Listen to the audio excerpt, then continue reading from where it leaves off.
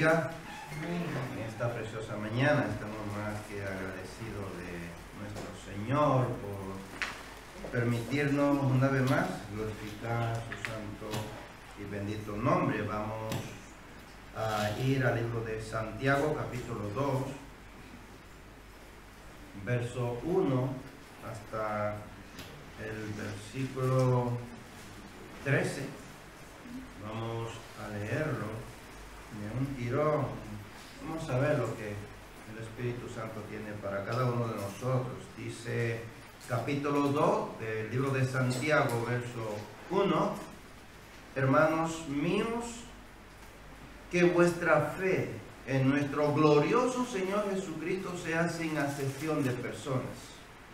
Porque si en vuestra congregación entra un hombre con anillo de oro y con ropa espléndida, y también entra un pobre con vestido andrajoso, y miráis con agrado al que trae la ropa espléndida, y le decís, siéntate tú aquí en buen lugar, y decís al pobre, estate tú allí en pie, o siéntate aquí bajo mi estrado. No hacéis distinciones entre vosotros mismos, y venid a ser jueces con malos pensamientos. Hermanos míos, amados, oíd. ¿No ha elegido Dios a los pobres de este mundo para que sean ricos en fe y herederos del reino que ha prometido a los que le aman? Pero vosotros habéis afrentado al pobre. No os oprimen los ricos, y no son ellos los mismos que os arrastran a los tribunales. ¿No blasfeman ellos el buen nombre que fue invocado sobre vosotros? Si en verdad cumplís la ley real, conforme a la Escritura, amarás a tu prójimo como a ti mismo, bien hacéis. Pero si hacéis acepción de personas, cometéis pecado y quedáis convictos por la ley como transgresores. Porque cualquiera que guardare toda la ley, pero ofendiere en un punto, se hace culpable de todos. Porque el que dijo, no cometerás adulterio, también ha dicho, no matarás. Ahora bien, si no cometes adulterio, pero matas, ya te has hecho transgresor de la ley. Así hablad y así haced, como los que habéis de ser juzgados por la ley de la libertad. Porque juicio sin misericordia se hará con aquel que no hiciere misericordia, y la misericordia triunfa sobre el juicio. Amén. Hermano, cuando meditaba en estos versos, hace 2 domingos atrás hice un paréntesis, compartí del libro de los Efesios, y hemos venido orando estos días para que el Señor dé crecimiento, pero no un crecimiento de número ni espiritual, sino un crecimiento en fe. Que nuestra fe crezca, ¿cierto? Que orábamos el viernes, porque el Señor dé un crecimiento en fe. Que cada uno de nosotros podamos creer plenamente en Él. Me llegaba a la memoria una anécdota o una historia que contaban de un pastor que era un pastor muy humilde cuando empezó el ministerio, y luego que fue creciendo la iglesia y que ya había multitud, él se empezó a sentir superior a los demás. Ya no era ese pastor humilde, ya era un pastor que empezaba a hablar de sus grandes éxitos, de su ministerio, de las bendiciones, como Dios lo había prosperado, y forzaba a los hermanos de la iglesia a hacer actividades y a hacer cosas que ellos no estaban dispuestos a hacer. Oraba con mucha altanería. Y él repetía mucho el salmo del pastor. Jehová es mi pastor. ¿Saben cuál es el salmo? Salmo 23. Jehová es mi pastor, nada me faltará. Y él con mucha elocuencia presumía de saber mucho. Decía que se sabía la Biblia desde Génesis hasta Apocalipsis y podía recitar muchos capítulos de memoria, y él humillaba a los hermanos de la iglesia diciendo este salmo: Jehová es mi pastor y nadie me faltará. Domingo tras domingo, culto tras culto, él hacía reto entre los hermanos el que pudiera levantarse en el púlpito y decir tantos versos como él podía decir. O alguien que fuera valiente y que pudiera decir el Salmo 23 de memoria como él lo decía. Había un hermanito muy tímido ahí detrás que nunca había alzado su voz, que nunca había orado. Este hermanito tembloroso se levanta y viene y se pone en el púlpito y empieza a decir el salmo que ese pastor con tanto orgullo recitaba todos los domingos. El hermanito empezó a decir: Señor, tú eres mi pastor y por eso nunca nada me ha faltado. Tú siempre me has llevado a lugares de pasto delicado. En el agua limpia y cristalina me has llevado. Siempre me has hecho descansar en tu regazo. Empezaron los hermanos a dar gloria a Dios, empezaron a llorar. Muchos de los hermanos se ponían de rodillas a orar al Señor, levantaban la mano, mientras que ese hermanito humildemente recitaba el Salmo 23.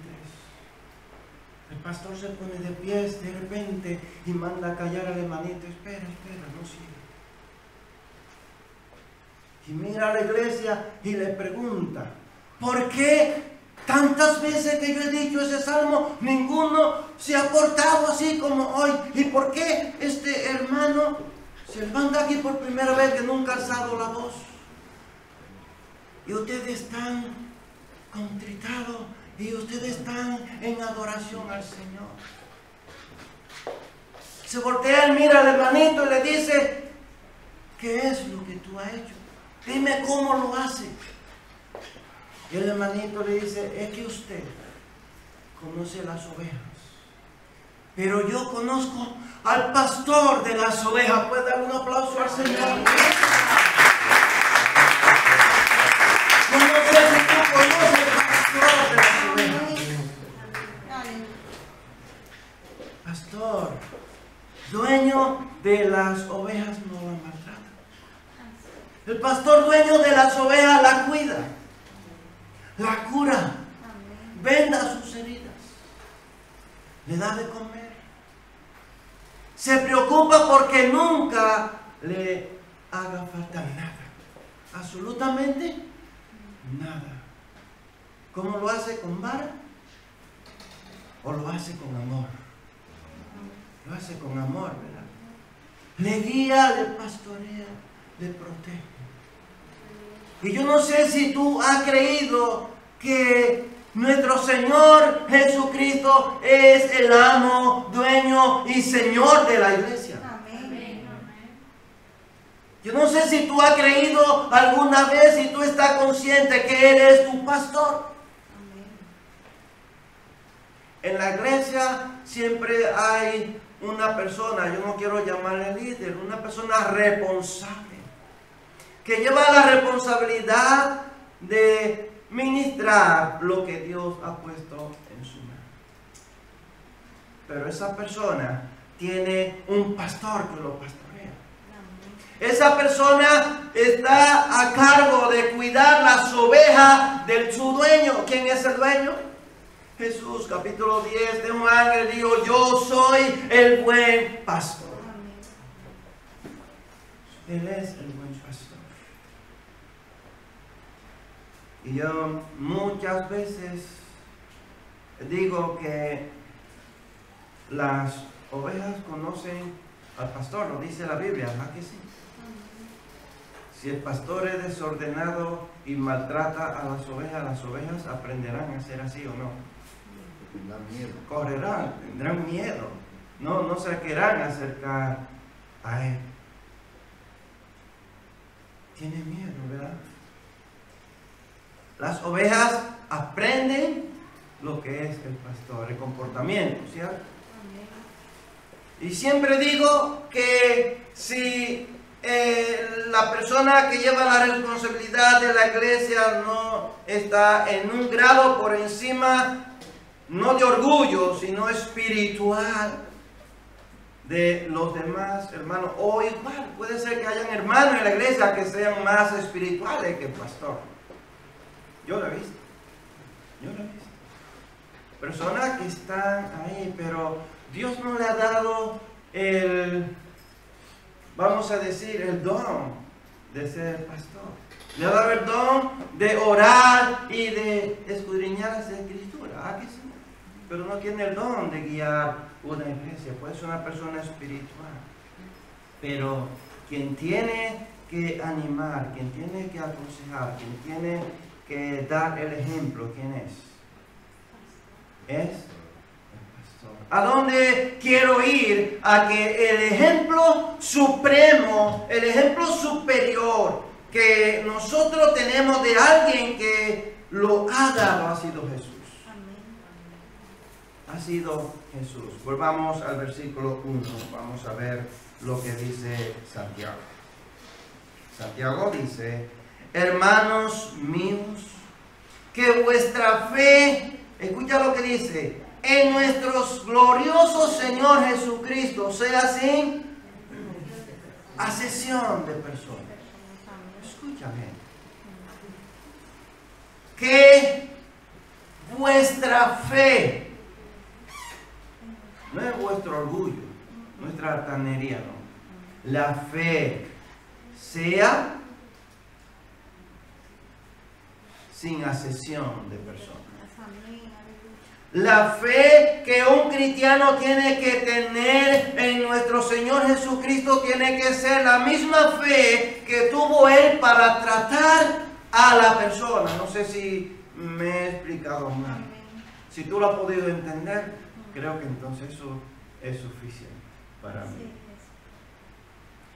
Tiene que ser una fe, hermanos, que supere tu orgullo, que supere tu timidez, que supere tus temores, que supere todo lo que haya en ti, que no te deje hablarle tan siquiera a la persona más cercana a ti, tu esposo, tu esposa, tu amigo, tu hermano, tu primo, tu tío, no sé qué persona de confianza tú le tienes. Si tu fe no lo supera, entonces tú estás haciendo acepción de personas. ¿Lo entiendes? Porque tú no estás cumpliendo entonces con el mandato. Hermano, la fe que un cristiano tiene que tener en nuestro Señor y Salvador Jesucristo nunca debe de estar asociada con la acepción de personas. Si tu fe está asociada con eso, uno sí, otro no, está trabajando en vano. Nuestro Señor Jesucristo nunca lo hizo. Él nunca mostró parcialidad. ¿Lo leemos en la Biblia? ¿A que no? No lo dice la Escritura. Deuteronomio capítulo 10, versículo 17 dice: porque Jehová nuestro Dios es Dios de dioses y Señor de señores, Dios grande, poderoso y temible, que no hace acepción de persona ni toma cohecho. Oye bien, lo que dice este verso es tremendo para mí. Yo no sé para ti. ¿Qué está diciendo este verso? Es Dios de dioses y Señor de señores. O sea que no hay otro Dios ni otro Señor que le dé orden a Él. ¿Y qué más dice este verso? Temible, poderoso, grande. Dios grande, temible y poderoso. ¿Quién podrá estar de pie delante de Él? ¿Qué humano podrá detenerse en pie o podrá sobrevivir ante la presencia, ante su gloria? Se dice que Moisés lo vio, pero Moisés solamente vio su sombra. Dios puso su mano, metió a Moisés en una hendidura, le cubrió con su mano y Moisés solamente vio su espalda, su reflejo cuando pasó. Y aún así, los hijos de Israel no podían mirar el rostro de Moisés. Tuvieron que ponerle un manto, porque tenían miedo. Si solamente Moisés con ver su reflejo brillaba, imagínate, hermanos, que podría ser verle su rostro cara a cara. Y la Biblia dice que nosotros les veremos tal y como Él es, en un cuerpo vivificado. No en este cuerpo, sino un cuerpo vivificado, hermanos. Y tú tienes que tener fe para estar a esa altura de poder verles a Él. Si tú le quieres ver, tendrá que santificarte, tendrá que abandonar todos tus placeres, tendrá que abandonar tu orgullo y humillarte delante de Él y acercarte a Él. Hermanos, Dios no es un Dios de pecadores. No, Él no es un Dios de pecadores. Ayer me encontré con un viejo amigo que le tengo mucho aprecio. Él antes iba mucho a la iglesia, su familia. Me toca el caso cuando ahora sí que le miro, ese iba con otros compañeros. Pero qué pena que iban cada uno con una cerveza. Tampoco tiene nada de malo que te beban una cerveza. Digo, yo no sé. Pero, ¿qué es eso? Lo malo está en que te embriague. Lo malo está en que tú antes hayas sido alcohólico, hayas tenido problemas con el alcohol y que por beberte una cerveza recarga otra vez. ¿Ah que sí? Por eso lo más recomendable es que no bebas.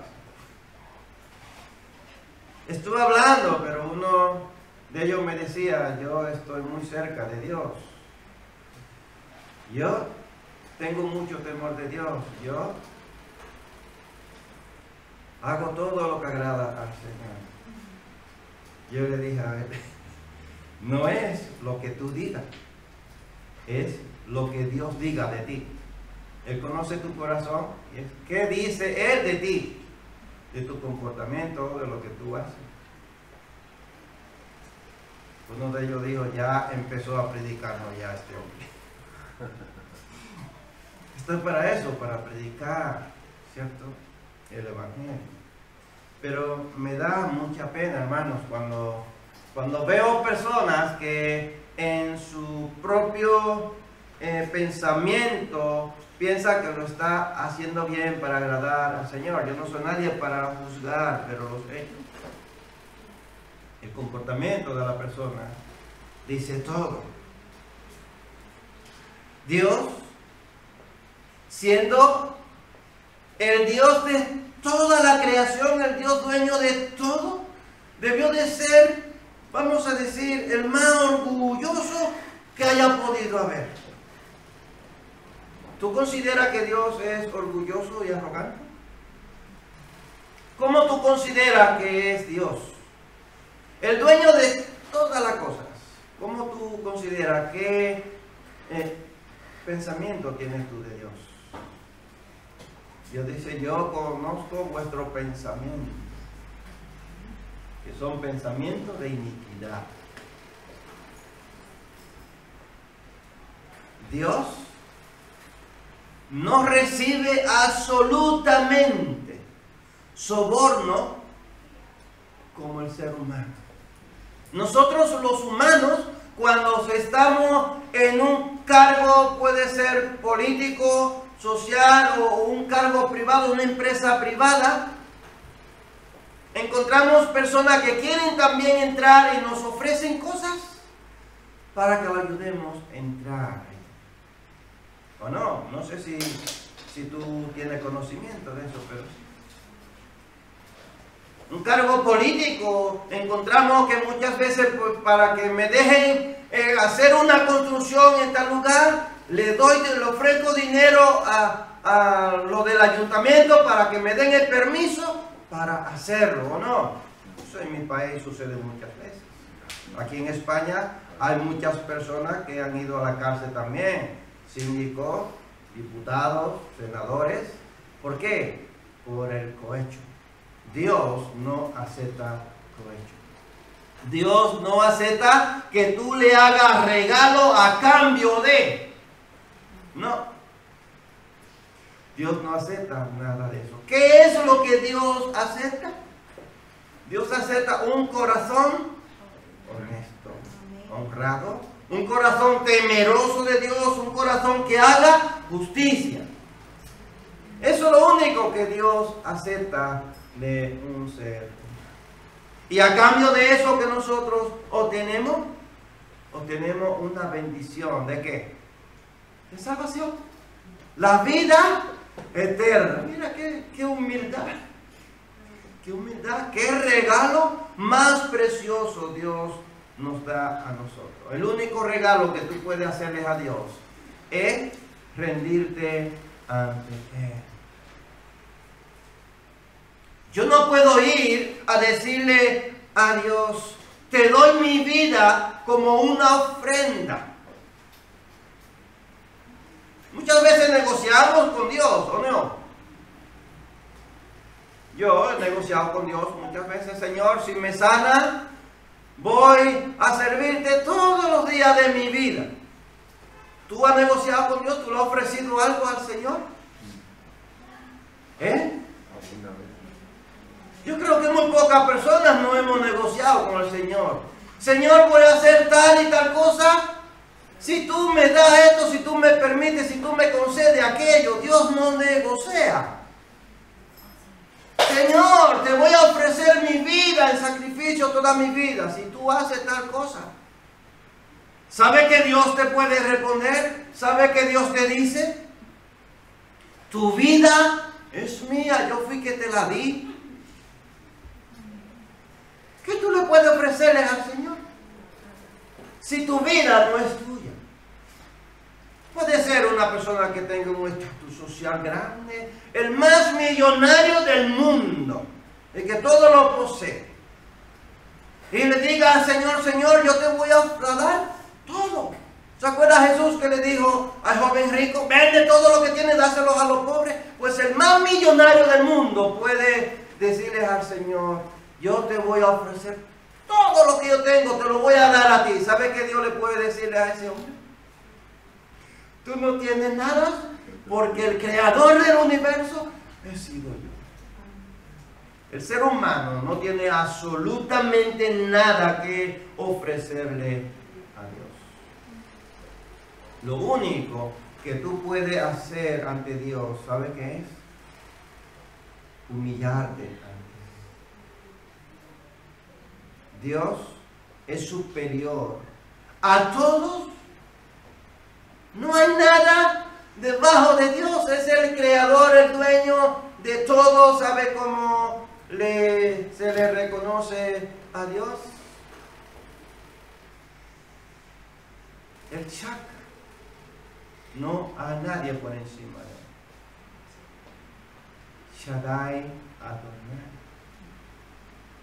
Él es Dios.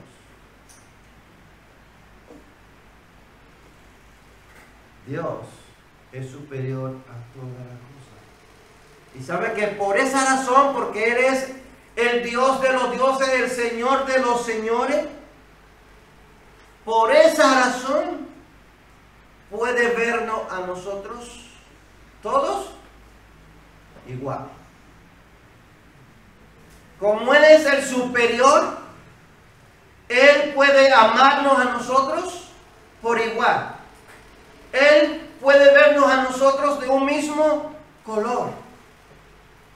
¿Lo sabía? Porque Él puede escudriñar nuestros corazones.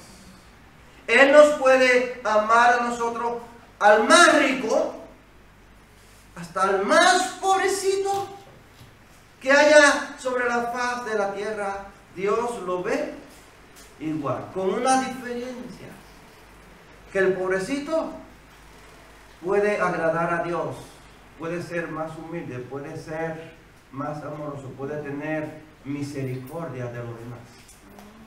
Que hemos leído en el texto bíblico que los ricos oprimen y nos llevan ¿a dónde? Al juicio. Escucha bien, después de oprimirte, como ya no puedes sacarte más jugo, te lleva ¿a dónde? Al juicio. Tremendo. Dios nunca hace eso con nosotros. Entonces nosotros como cristianos tenemos una responsabilidad de mirar a todas las personas como Dios lo ve. ¿Tú eres capaz de hacerlo? Yo siempre le pido al Señor que me ayude a ver a las personas como Él lo ve. Jesús, ¿qué dijo? Veo a los hombres como ovejas que no tienen pastor, abandonado, solo, triste, afligido, sin cuidado, sin protección. Cuando nosotros por allá, por la montaña, muchas veces encontramos ovejas que se han separado del rebaño, muchas veces encontramos los cadáveres de ellas en la orilla de la carretera, por allá, por la montaña, porque se han quedado solas y los lobos o los zorros se la han comido. Se la comen porque están perdidas, no tienen, las ovejas no ven a mucha distancia, o sea, ya más de 1 kilómetro ya no ven a dónde están sus compañeras. Tienen muy poca visibilidad, por eso tienen que estar todas juntas. Por eso el pastor tiene a los perritos que andan ahí, que las que se quedan solas van y le pegan por las patas, le dan mordicos y ellas tienen que ir a donde está el rebaño, donde están las demás. Si se quedan solas, se extravían y no pueden llegar al rebaño. Jesús dice, yo lo veo como ovejas que no tienen pastor. Hermanos, si Dios no hizo acepción de personas, nosotros, ¿por qué lo hacemos? No sé si puedes reflexionar un poco en esta mañana acerca de cómo Dios ve a los demás y cuál es la responsabilidad que nosotros tenemos con las personas, nosotros como cristianos. Cornelio, un centurión del ejército romano, este hombre, dice la escritura en el capítulo 10 de Hechos, verso 31, dice que este hombre oraba Este hombre hacía limosna a las personas necesitadas. Dos cosas buenas él hacía: oraba y daba limosna. Y este verso nos dice que sus oraciones fueron oídas por Dios y que sus limosnas fueron, ¿qué? Presentadas delante de Dios. Delante de Dios. Dios escuchó sus oraciones y aceptó las limosnas que él daba. Dios lo vio bien. Por lo tanto, le hacía falta una cosa. Por eso le envió un ángel, y ese ángel habló con Cornelio, y ese ángel le dijo a Cornelio que tenía que mandar a Jope a buscar en la casa de Simón Curtidor. Simón Pedro estaba ahí descansando. Mientras, yo me imagino, no sé la escena, si Cornelio estaba viendo la visión del ángel y Pedro estaba en aquella casa descansando, durmiendo, y también estaba con una visión, viendo un manto enorme y viendo todo lo que había en ese manto. Él estaba esperando que hicieran comida para él comer porque tenía mucha hambre. Bueno, la escritura lo pueden leer, el capítulo 10. Pedro, mientras que estaba allí, tuvo la visión, y en la visión le estaba diciendo que no le llamara común o inmundo a lo que Dios había creado.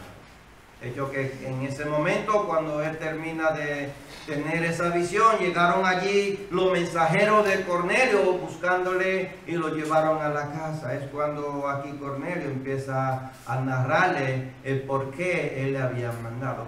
Pedro no quería ir, porque Pedro hacía acepción de personas, no aceptaba a los gentiles. Él era judío y gentiles, judío y griego no se llevaban. Eran inmundos, ellos no podían entrar a una casa inmunda. Este hombre le manda a buscar, así que como es un hombre que tiene autoridad, él tiene que ir, pero él no estaba dispuesto a entrar. Me imagino a Pedro cuando llegó a la casa de Cornelio, cómo estaría ahí atemorizado. ¿Entro o no entro? ¿Entro o no entro? No quería entrar. Hasta que Cornelio empieza a decir. En el versículo 34, entonces Pedro dice, Hechos 10, 34, entonces Pedro, abriendo la boca, dijo: en verdad comprendo que Dios no hace acepción de personas, verso 35, sino que en toda nación se agrada del que le teme y hace justicia. Amén. Aquí la frase, entonces Pedro, abriendo la boca, dijo. O sea que no fue un pensamiento. Y tú me dirías, pero hombre, si él habló, tenía que abrir la boca, de otra manera no podía hablar. No, la frase que se entiende aquí es que él se maravilló, se quedó boca abierta, estaba sorprendido de lo que estaba escuchando, que Dios había enviado un ángel. Entonces, cuando él entiende la visión que tuvo del paño que descendía del cielo con todas las especies de aves y animales, mata y come. Nunca he comido cosa inmunda. Tú no le llames como un inmundo a lo que yo es creado. Amén. Dios, cuando lo creó, lo leemos en Génesis capítulo 2, y vio Dios que era bueno y lo bendijo. Todo lo que Dios creó, Él lo bendijo. Entonces, cuando Él entiende que no se debe de hacer acepción de personas, Porque yo vea a un hermanito que está lleno de llaga, yo no debo de pasarme al otro lado o un amigo. Yo debo de acercarme a él, darle la palabra de consuelo. Y si necesita, debo de dar. Hermano, Dios bendice a la persona que tiene temor de Él y que hace su voluntad. Yo no sé si lo he dicho otras veces o varias veces, no sé, pero yo me repito mucho. En mi pueblo había una señora que los hijos ni siquiera le visitaban. Era una señora que tenía la pierna desde la rodilla hasta abajo, hasta la planta, todo una llaga, una eczema, ¿no? Le llaman. Esta señora tenía la pierna así, pero negra, negra, negra. Ella no podía siquiera salir a comprar. Yo no la conocía, por primera vez que le vi a ella, estaba sentada en la galería de su casa. Seguí, yo andaba repartiendo trataditos, seguí, y cuando estoy dando los trataditos, entré a una casa, le di trataditos, le hablé de la palabra y oré, pero la señora no se me quitaba de mi mente. Regresé nuevamente y cuando volví le iba pidiendo al Señor que estuviera la señora ahí. Y entré, me senté y me puse ahí a hablar con ella. Y me dice que no tenía la medicina y que estaba esperando a ver si veía a alguien de confianza para mandarla, pero que tampoco tenía dinero. Era muy pobrecita la señora. Yo lo único que tenía eran 50 pesos, yo no tenía más. Me fui. Bueno, yo trabajaba en el hotel y tenía un seguro privado del hotel y con el seguro yo podía coger en la farmacia con la tarjeta medicamentos, pero la receta no estaba a nombre mío. La receta tenía que estar a mi nombre. Yo me fui a la farmacia en fe y hablé con el dueño de la farmacia y le expliqué la situación y me dijo, no pasa nada. La pasó con mi tarjeta, me dio los medicamentos y fui y se los llevé a la señora. La señora empezó a llorar, que nadie en su vida había hecho algo así con ella. Por primera vez que yo la conozco, que ella me ve. Le leí la palabra del Señor, oré con ella, aceptó al Señor. Le di su nombre, la dirección al pastor de la iglesia y ellos siguieron dándole seguimiento. De hecho, que allí se hacían culto toda la semana, un día a la semana. Multitud de gente iban allí a escuchar la palabra del Señor. No, Caña Amarga. En la Caña Amarga, exactamente. Es un barrio de mi pueblo que se llama la Caña Amarga. Hermanos, día siguiente iba caminando y le doy una patada a un rollito con papel. Iba dando vueltas delante de mí. Cuando lo vi, no era un papel normal. Estaba envuelto, atado con una gomita. Y lo cogí. Habían casi 700 pesos. Más que lo que me costó la receta, hermanos. Amén. Así Dios no se queda con lo tuyo. es. Amén. Nunca. Nunca Dios se va a quedar con lo tuyo cuando tú haces una obra de justicia para Dios. Amén. Si Así. tú tienes fe y si tú crees en el Señor Jesucristo de todo corazón, verás la mano del Señor obrar. El seguro cubrió el 80% de la receta, así que yo tenía ya dinero para pasarme casi el mes. ¿Sabe cuánto yo cobraba? 750 pesos en el mes. Y yo he encontrado el valor de lo que yo cobro en el mes. Amén. Qué alegría, hermano.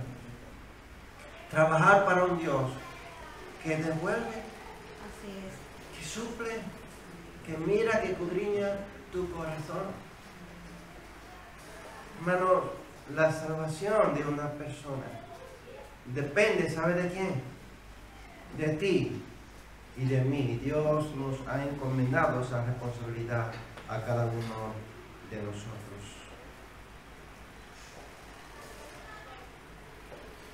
El Señor de la gloria, dice aquí Santiago, el Señor de la gloria. La creencia que tenemos en el Señor Jesucristo es que Él es la gloria divina manifestada en carne. ¿O no? ¿Por qué tú crees en el Señor Jesucristo? ¿Solo porque Él murió en la cruz? ¿Porque Él llamó? ¿O porque Él es Dios? ¿Qué tú crees que es Jesús? ¿Que Él es Dios? Porque Él decía que Él era hijo de Dios, lo crucificaron. Tenían que crucificarlo, estaba profetizado, pero los que lo crucificaron creían que estaban haciendo algo digno porque Él blasfemaba y decía que Él era hijo de Dios y que Él se atribuía atributos que eran únicamente de Dios. ¿O no es así? Jesucristo es un término que se interpreta de la siguiente manera. Él es la plena manifestación de la presencia divina y la majestad de Dios. Para los judíos, antes de Jesucristo, la presencia de Dios, la gloria de Dios se reconocía como la Shekinah. La Shekinah de Dios. Hechos capítulo 2, versículo 36. Dice Pedro aquí: sepa todo el pueblo de Israel con toda seguridad que a este mismo Jesús, a quien ustedes crucificaron, Dios lo ha hecho Señor y Mesías, o Señor y Cristo. Pero oye lo que Él le dice: que sepa con toda seguridad, sin temor alguno, que Dios le ha hecho Señor y Cristo. Sea ya de Jesús. Jesús, ¿qué quiere decir? Salvador. Ahora Dios lo ha exaltado y le ha puesto otro nombre: Señor y Cristo. Para que en el nombre de Él se doble toda rodilla y toda lengua confiese que Él es el Señor. Gloria a Dios. Todos tenemos que reconocer que Él es el Señor. La carta de Santiago que estamos viendo, hemos visto capítulo 1, ahora el capítulo 2. Esta carta se cree que fue la primera carta que se escribió del Nuevo Testamento en los años 44 y 48. Este dato es muy significativo, hermanos. Bueno conocerlo. ¿Sabe por qué? Porque Santiago está viviendo en una época difícil. Está luchando contra una creencia, una ideología que no aceptaba el Evangelio. Esto era algo nuevo lo que se estaba predicando y la sociedad actual no aceptaba. ¿Qué era lo que estaba sucediendo? Estaba sucediendo que estaba luchando contra personas llenas de prejuicio, odio. Estaban basados en la clase, la nacionalidad y el trasfondo religioso. Ellos se creían que ellos eran lo único que adoraba a Dios verdadero. Los cristianos adoran a Jesús, ¿verdad que sí? Nosotros creemos en Jesús.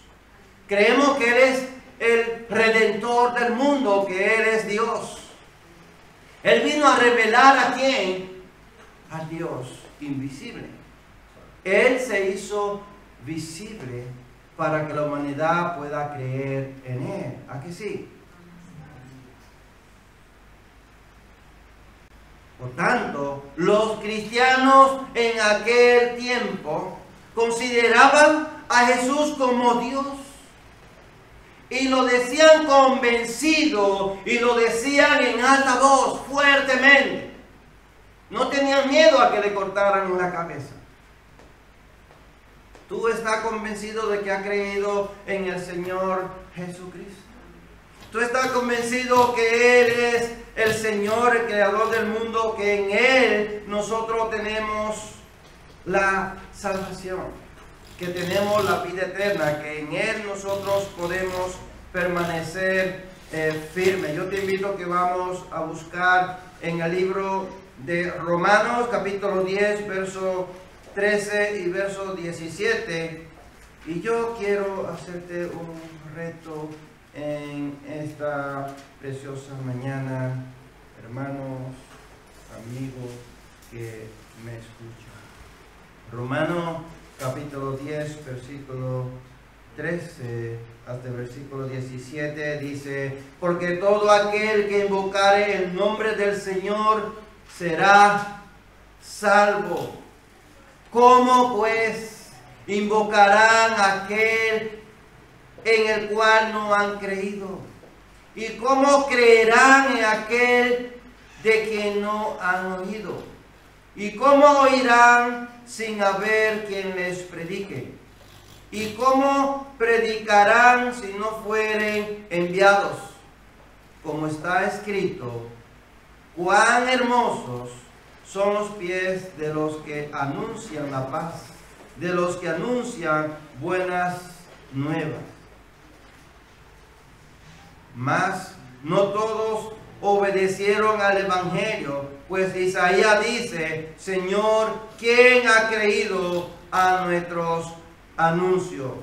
Versículo 17. Así que la fe es por el oír, y el oír por la palabra de Dios. Hermano, ¿cuál es nuestra responsabilidad? La responsabilidad nuestra está en el versículo 13. Porque todo aquel que invocare el nombre del Señor será salvo. La pregunta que yo quiero hacerte: ¿tú invoca el nombre del Señor? ¿Sabes qué es invocar? Esto no es cosa de adivinos ni de brujos. Invocar un espíritu y que ese espíritu se manifieste allí y hablar con otras voces temerosas, ¿no? Eso tenemos la idea, ¿cierto? ¿Sabe qué es lo que aquí el escritor está diciendo? Invocar es hablar. Hablar.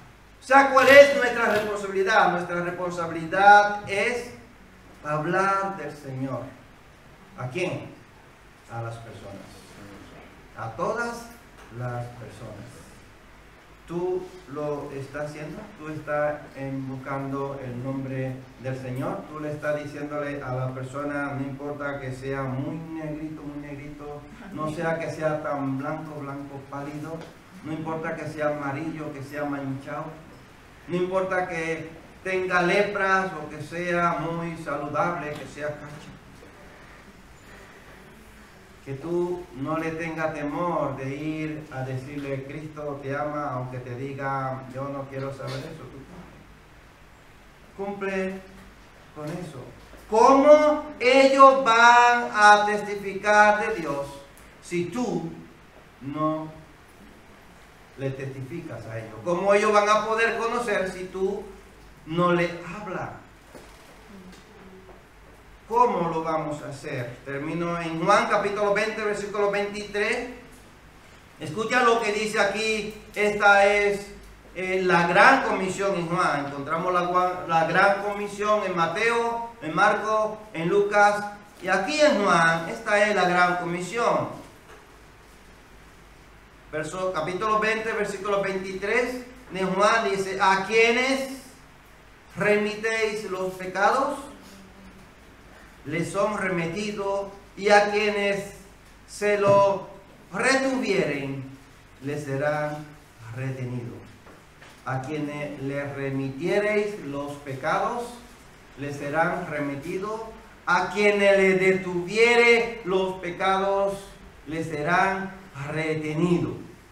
¿Cómo así? ¿Que yo tengo poder para perdonar? ¿O tengo poder para no perdonar? Eso no es lo que está diciendo aquí el texto bíblico. ¿Qué es lo que está diciendo? Lo mismo que está diciendo Pablo en Romanos capítulo 10. ¿Cómo van a escuchar si tú no le hablas? ¿Cómo ellos van a predicar si tú no le prediques? ¿Cómo van a conocer a Dios si tú no se lo enseñas? Aquí, ¿qué es lo que Jesús está diciendo? Que a quien tú le hables de Él y esa persona le acepte, sus pecados le van a ser perdonados. Tú le has salvado la vida, le has llevado a la vida eterna. A las personas que nosotros le pasamos por el lado, a las personas que convivimos con ellos todos los días y nunca le hemos hablado, ni siquiera ellos saben que yo soy cristiano, tú le estás reteniendo los pecados. ¿Lo sabía? A todos los vecinos míos, en el bloque donde yo vivo, que no sepan que yo soy cristiano, de hecho ellos lo saben, y les hemos invitado a venir a la iglesia. Ellos saben que yo soy el pastor, que Ada es mi esposa, saben dónde está la iglesia. Todos mis vecinos nos conocen y saben quiénes somos. Nos tienen un gran respeto. Amén. A esa persona le hemos hablado. Donde quiera que hemos vivido, todos los vecinos saben quiénes somos, qué hacemos. Aquí en este bloque todos los vecinos nos dicen: nosotros sabemos lo que ustedes hacen ahí. Algún día iremos y hablamos el evangelio. Si tú no le hablas, le estás reteniendo que Dios perdone su pecado. Tú le estás reteniéndole la salvación a esa persona. Si tú no convences a tu marido, puede ser con tu testimonio, con tu vida, hablándole, leyéndole la Biblia, invitándole a la iglesia. Si tú no convences, te digo a tu marido porque es el más cercano. Puede ser tu vecino, puede ser tu primo, puede ser tu tío, puede ser tu madre, quien sea. Si tú no le hablas del evangelio, tú le estás reteniendo su salvación. Hermanos, ojalá que nosotros podamos cumplir con este mandamiento, hablarle del Señor, aunque te odien. Mejor. Si me odian por el evangelio, mejor, porque sé por qué es por una causa. No porque yo sea mala persona, sino porque yo le esté hablando del evangelio. Padre, te adoramos, te sacamos. Toda honra y toda gloria a ti te damos en esta preciosa mañana, por amarnos, por redimirnos. Gracias por cuidarnos, gracias por estar con nosotros. Gracias porque tú eres nuestro Dios. Ayúdanos, Señor, cada día a obedecerte, a cumplir con tu palabra, a servirte a ti, Señor, y que podemos darte a ti la honra y la gloria. Tú eres nuestro Dios. Permite cada día podemos mirar, Señor, a las personas como tú le ves, y que podemos amarlo como tú le amas, y que podemos hablarle así como tú nos has hablado a nosotros. Permite, Padre, que podemos cumplir con tus mandamientos y que podemos estar bajo tu voluntad. Muchas gracias en el nombre de Jesús. Amén.